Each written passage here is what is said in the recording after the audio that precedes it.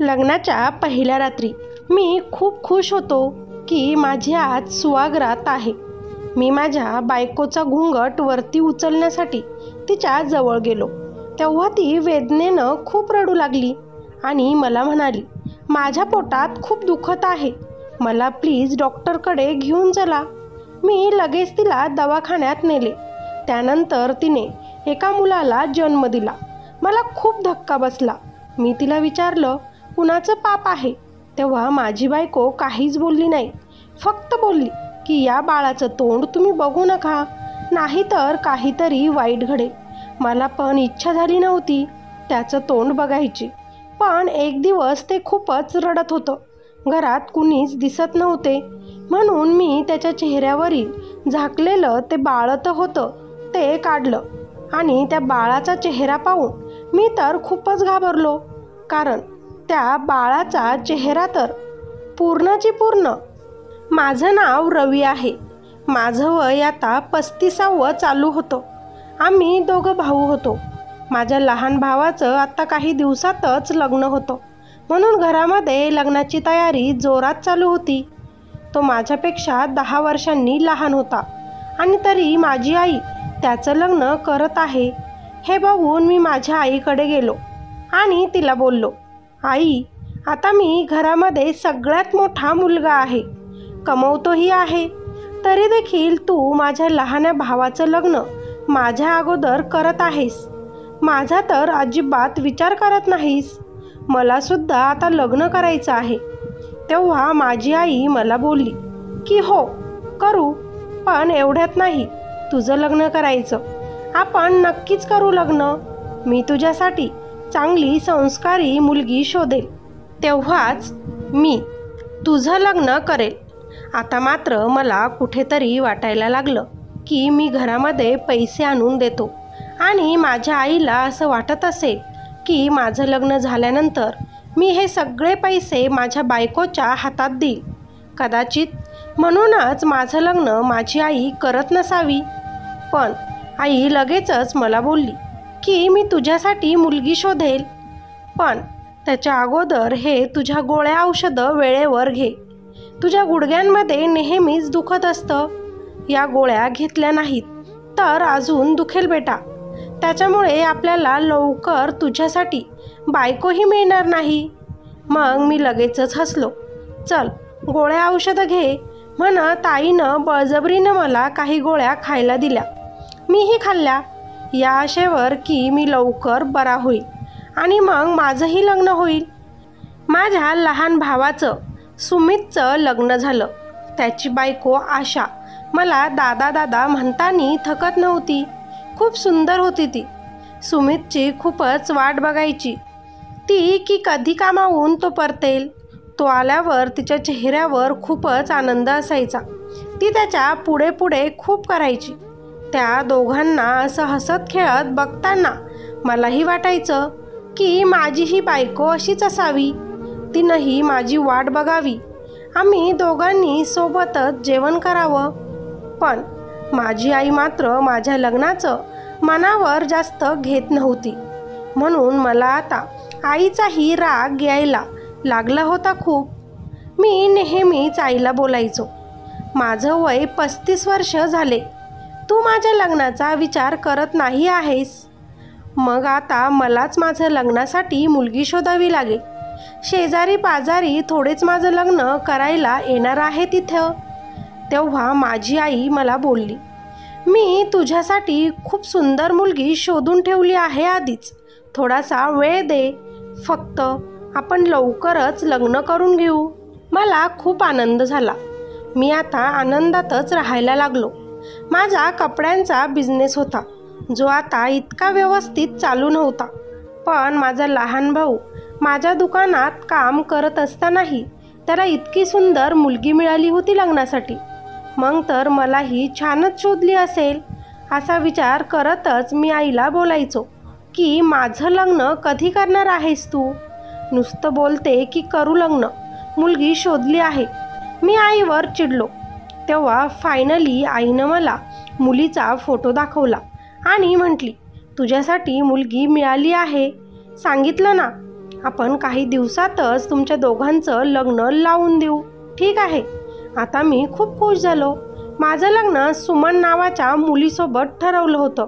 सुमन दिसायला खरंच खूप सुंदर होती. फोटोत बघूनच मला ती फार आवडली आणि तिचा स्वभावही खूप छान होता. आम्ही फोनवर बोलणं आता सुरू केलं होतं. खरंच ती खूप छान होती. मी आता खूपच खुश राहायला लागलो. मला माहिती होतं की आता सगळं काही मला सांभाळून घ्यावे लागणार आहे. माझी बायको, माझी आई आणि माझा बिझनेस. सुमनचं आणि माझं लग्न झालं. लग्नाच्या पहिल्याच रात्री मी सुमनजवळ गेलो. ती घुंगट घेऊन सुहागरातीच्या सजवलेल्या त्या बेडवर बसली होती. जणू ती माझीच वाट बघत असावी. मी तिच्याजवळ गेलो. तिचा तो घुंगट मी बाजूला केला तेव्हा तिच्या डोळ्यात पाणी होतं. ती रडत होती आणि माझ्याकडे बघून मला बोलत होती, प्लीज मला हॉस्पिटलला घेऊन जा. माझ्या पोटामध्ये खूप दुखत आहे. मला तिची खूप दया आली. तिला किती त्रास होतोय म्हणून मी तिला लगेचच हॉस्पिटलमध्ये घेऊन गेलो. तिथे गेल्याबरोबर तिथल्या डॉक्टरांनी तिला प्रेग्नेन्सी वॉर्डमध्ये नेलं. मी काय बघत आहे? मला काहीच कळेना. मी म्हटलं तिचं साधं पोट दुखत असेल. तिला त्या डिलेव्हरीच्या हॉलमध्ये का घेऊन गेले असावे? मी इकडे तिकडे चक्कर मारत होतो. इतक्यातच एक नर्स माझ्याजवळ आली आणि ती मला म्हणाली, कॉंग्रॅच्युलेशन, तुम्हाला मुलगा झाला आहे. माझ्या तर पायाखालची जमीन सरकली. लग्नाच्या पहिल्या रात्री माझी बायको आई झाली होती. तीही कुणाच्या मुलाची मला काहीच माहिती नव्हतं. कुणाचं पाप माझ्या घरी आलं, कोण आहे त्या मुलाचा बाप, मला काहीच माहिती नव्हतं. मला बायकोने धोका दिला असं वाटलं आणि मी मनातच विचार करू लागलो आता की अशा मुलीसोबत मी राहू शकत नाही. आईनंही कोणती मुलगी माझ्यासाठी शोधून आणली असावी जी की लग्नाच्या पहिल्याच दिवशी आई बनली. आता मी तिथून जायलाच लागलो तर नर्स मला बोलली, सर तुम्हाला तुमच्या बायकोने आतमध्ये बोलवलं आहे. म्हणून मी आतमध्ये गेलो. सुमनची नॉर्मल डिलिव्हरी झाली होती. मी आतमध्ये गेल्याबरोबर तिला बोललो, कुणाचं पाप तू पोटात घेऊन फिरत आहेस इतके दिवस आणि माझ्याकडे का आलीस? तू लग्न करून जर तुला आधीच दुसरं कुणीतरी आवडत होतं तर? तू मला धोका दिलास. हे कुणाचे बाळ आहे ते सांग. मी तुझं त्याच्यासोबत लग्न लावून देतो.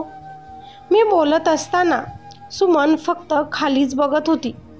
मी तिला आता बोललो, मी तुझ्यासोबत इथून पुढे राहू शकत नाही. मी काय काय स्वप्न बघितलं आणि तू काय निघालीस. मला तुझ्यासोबत राहायचं नाही. म्हणून तू मला आता तलाक दे. तिनं आता वरती बघितलं आणि मला बोलली की प्लीज अजून 8 दिवस तुम्ही मला तुमच्या घरात राहू द्या. 8 दिवसातच मी माझ्या राहण्याचा कुठेतरी बंदोबस्त म्हणजे सोय करेल आणि मग तुम्ही मला तलाक द्या. तोपर्यंत माझ्या बाळाला आणि मला तुमच्या घरात राहू द्या. ती विनवणी करत होती. आपण तर कुणालाही रस्त्यावर चालणाऱ्यालाही मदत करतो. ही तर आता माझी बायको होती. तिला असं रस्त्यावर सोडून चालणार नव्हतं. मी विचार केला आणि तिला परमिशन दिली.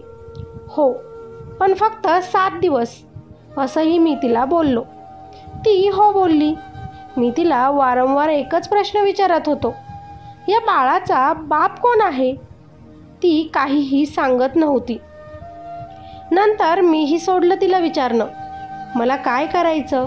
राहू द्या कुणी पण त्या बाळाचं बाप. मनात मी विचार केला. तेव्हाच ती मला बोलली की तुम्ही या बाळाचा चेहरा कधीच बघू नका. जर बाळाचा चेहरा तुम्ही बघितला तर काहीतरी अनर्थ होईल, काहीतरी वाईट घडेल. मीही तिला बोललो, कुणाचा मुलगा आहे तो काय माहिती, मी कशाला त्याचा चेहरा बघू. मला थोडीच त्याच्या वाचून काही राहिलं नाही बघणार मी त्याला कधीच. तू तुझं लवकर ठाव ठिकाणा बघून घे म्हणत मी तिला आमच्या घरी परत घेऊन गेलो. माझ्या लग्नाच्या दुसऱ्याच दिवशी कार्यक्रम ठेवण्यात आला होता आणि माझी बायको तिथे हॉस्पिटलमध्ये बाळाला जन्म देऊन घरी आली होती. काय काय स्वप्न मी बघितलं होतं आणि काय घडलं होतं मलाच माझ्यावर खूप रडायला येत होतं. लग्नाच्या पहिल्या रात्री नवरा बायकोमध्ये काय काय घडतं आणि माझ्यासोबत इथे काय घडलं त्यांच्या रोमॅन्टिक गप्पा गोष्टीही होतात आणि इथे माझ्या बायकोला मला घेऊन हॉस्पिटलला जावं लागलं होतं आणि तेही ती आई बनली होती. तेही पहिल्याच दिवशी मी तिला कुठल्याही प्रकारचा स्पर्श केला नव्हता तरी. म्हणजे आयत्या मुलाची आई मला बायको म्हणून मिळाली होती असा मी मनोमन विचार करू लागलो होतो. माझ्या देवाला बोलू लागलो की मी असं काय पाप केलं होतं की तू मला अशी बायको दिलीस जी माझ्या सुहागरात्रीच्या दिवशी आई झाली. स्वतःला टोकतच मी दरवाजासमोर तिला घेऊन उभे राहिलो. घरात पाहुणे रावळे जमले होते कारण दुसऱ्या दिवशी तोंड दाखवण्याचा कार्यक्रम होता सुमनचा. आम्ही दोघे गेलो तेव्हा सगळे आमच्याकडे बघतच राहिले कारण सुमनच्या हातात नवजात बाळ होतं. तेव्हा आई घाईघाईनेच आमच्या जवळ आली आणि बोलली, कुठे गेला होतात तुम्ही दोघे? आम्ही कधीची तुमची वाट बघत होतो. तेव्हा मी बोललो, जे विचारायचं ते तुझ्या सुनेला विचार, मला नाही. तेव्हा सुमन आईला बोलली की आई मला खूप रात्री पाणीपुरी खाऊ वाटली होती म्हणून मी यांना घेऊन पार्कमध्ये गेली होती. तिथे मस्त पाणीपुरी खाल्ली आणि बघितलं तर एक छोटंसं सुंदर बाळ तिथे पार्कमध्ये खाली पडलेलं होतं आणि खूप रडत होतं ते. म्हणून मी त्याला इथे आमच्यासोबत घेऊन आले. रवी नको नकोच म्हणत होते पण मी त्याला बळजबरी इथे आणले आहे. काही दिवस आपण या बाळाला सांभाळू. नंतर पोलिसांना त्याचे आई वडील भेटले की आपण हे बाळ देऊन टाकू. आईसुद्धा तिला हो ठीक आहे असं बोलली. पण मला बोलली, रवी तू बापाची जिम्मेदारी घेऊ शकशील ना? तेव्हा मी आईला बोललो, कुणाचा बाप? माझं थोडंच आहे हे बाळ. तुझ्या सुनेला विचार, जो बाप असेल तो घेईल काळजी त्यांची.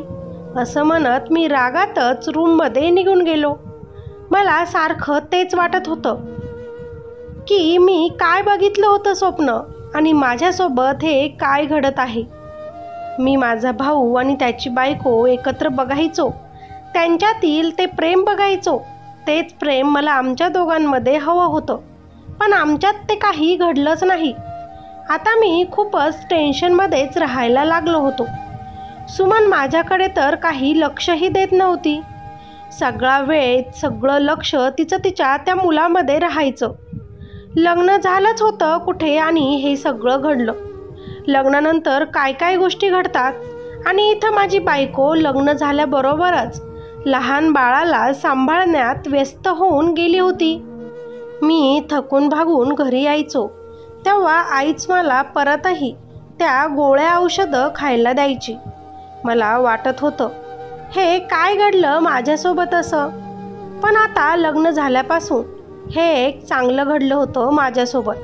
माझा जो बिझनेस होता, माझे जे दुकान होते कपड्यांचं, ते खूप चांगलं चालू झालं होतं आणि माझा खूप फायदाही होत होता त्यात. मग मी विचार करायला लागलो, असं कसं होत असेल बरं. तेव्हा हे बाळ माझ्यासाठी खूपच लकी आहे असं मला वाटायला लागलं. बाळ घरात आलं आणि माझा बिझनेस खूप वाढला हे मी बोलायला लागलो. आता मात्र 7 दिवसांच्या वरती दिवस निघून गेले होते पण मी काहीही सुमनला तलाकचं बोललो नाही की घरातून तू जा असंही बोललो नाही कारण मला माझा फायदा दिसत होता फक्त. मला असं वाटायला लागलं होतं की इथे हे माईलेक दोघंही आपल्या घरात आहेत. आपल्याला ते लकी ठरले आहेत, तर आपण त्यांना घरातून कशासाठी काढून द्यायचं? परत बिझनेसवर काही परिणाम होईल म्हणून मी शांत होतो. तीही घरामध्ये तिच्या बाळासोबत बिझी असायची. खूप चांगल्या मनाची होती सुमन, म्हणून माझे तिच्यावर खूपच प्रेम जडलं होतं. कारण ती खरंच खूप छान होती, निरागस सुंदर मुलगी होती. पण कुणाचं पाप तिच्या पोटात वाढले होते ते माहिती नव्हतं, आणि तिने मला अजूनही त्याच्याबद्दल काहीच सांगितलं नव्हतं. आणि मीही वारंवार आता विचारत नव्हतो मला काय करायचं, कुणाचं आहे ते, म्हणून मी ते सोडून दिलं होतं. तिच्यासोबत त्याचाही मी विचार बाजूला ठेवला होता. कारण आता मी 35शीचा झालो होतो. मला दुसरं कोण बायको परत देईल हा विचार मी करत होतो. त्यातली त्यात बाळही आहेच, कसलंच टेन्शन नाही. माझी आई आता बाळासोबत रमली होती. घरामध्ये चांगलं वातावरण सुरू झालं होतं. एक दिवस असंच काहीतरी काम करत असताना ते बाळ खूपच रडायला लागलं. मी बाळाजवळ गेलो. बाळाच्या चेहऱ्यावरील बाळंतं पडलेलं होतं, जे मी घरात असताना नेहमीच असायचं. कदाचित त्याच्यामुळेच ते रडत असावं.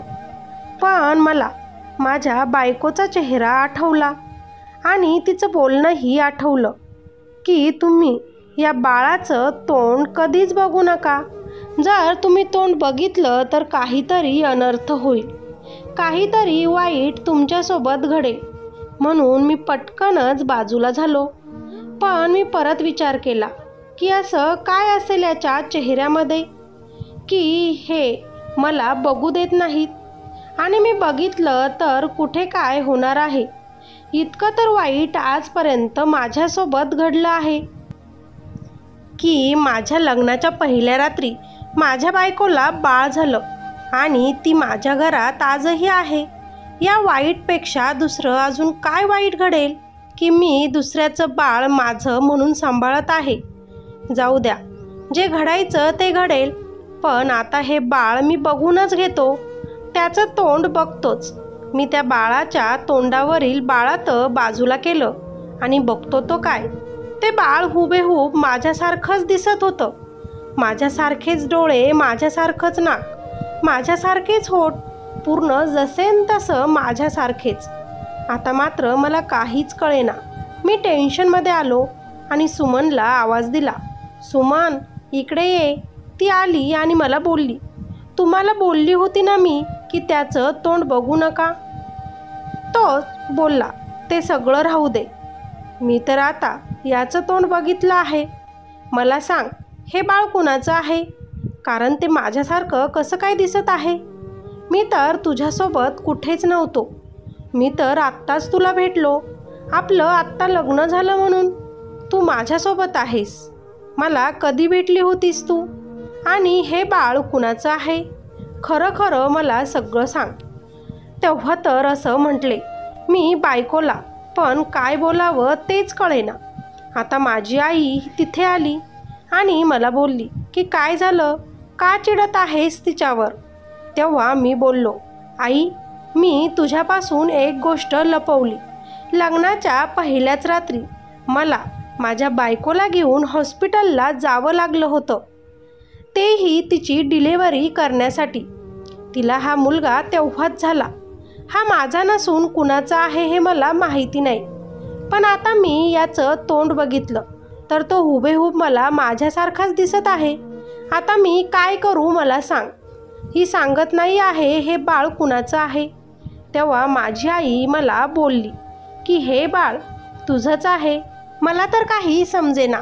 मी आईला बोललो, हे काय बोलते आहेस? कसं काय माझं बाळ आहे हे? तेव्हा मी परत सुमनकडे गेलो आणि तिला विचारू लागलो की सुमन, तू माझ्यासोबत काय केलंस? काय केलं आहेस माझ्यासोबत मला सांग.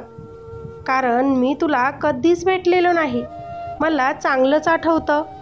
तेव्हा सुमन रडूनच सांगू लागली की हे तुमचंच बाळ आहे. मी तुमचीच बायको आहे. मी तुमच्यासोबत कशासाठी खोटे बोलेन? मी यासाठीच बोलत होते की तुमच्या डोक्यावर काही ताण, टेन्शन येऊ नये. बाळाचे तोंड बघितलं की तुम्हाला टेन्शन येऊ नये म्हणून मी तुम्हाला त्याचे तोंड बघायला लावलं नव्हतं. पण आता मी तर बघितलं. बोलत माझ्या डोक्यात खरंच दुखायला लागलं आणि मी खाली चक्कर येऊन पडलो. आता मला काहीच समजेना. जेव्हा डोळे उघडले तेव्हा मी हॉस्पिटलच्या बेडवर पडलेलो होतो. मी इकडे तिकडे सगळीकडे बघत होतो. माझ्याजवळ सुमन होती, माझं बाळ होतं, माझी आई, माझा भाऊ आणि माझ्या भावाची बायको सगळेच होते. तेव्हा मी बघितलं सगळ्यांकडे. आता माझी आई मला बोलली की कसं वाटतंय? मी तिला बोललो, कसं वाटतंय म्हणजे एकदम भारी वाटत आहे. सुमन कशी आहेस? मी तिच्याकडे बघूनही हसलो आणि बोललो आणि तिला विचारलं. तेव्हा आई बोलली की 1.5 वर्षापूर्वी तू सुमनच्या प्रेमात पडला होतास बेटा.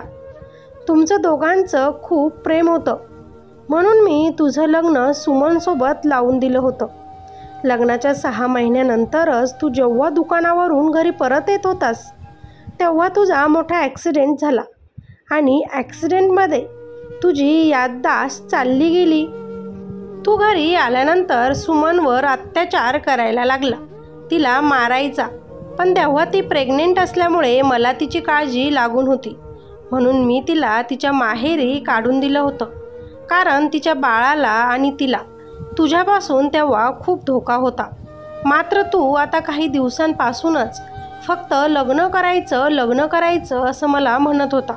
म्हणून मी तुझं लग्न परत एकदा सुमनसोबतच थोड्या नातेवाईकांमध्ये लावून दिलं. सगळ्यांना माहिती होतं की तुझी मेमरी गेलेली आहे म्हणून सगळ्यांनीच तुझ्यासमोर काहीच दाखवलं नाही किंवा बोलले नाही. आणि हे बाळसुद्धा बेटा तुझंच आहे. आता तुझी याददाश्त परत आलेली आहे म्हणून मी तुला सगळं काही सांगत आहे. मी तुला ज्या गुडघ्यात दुखतं म्हणून गोळ्या औषधं द्यायची त्या गोळ्या सगळ्या याददाश्त परत यायच्याच होत्या. माझे डोळे पाणवले.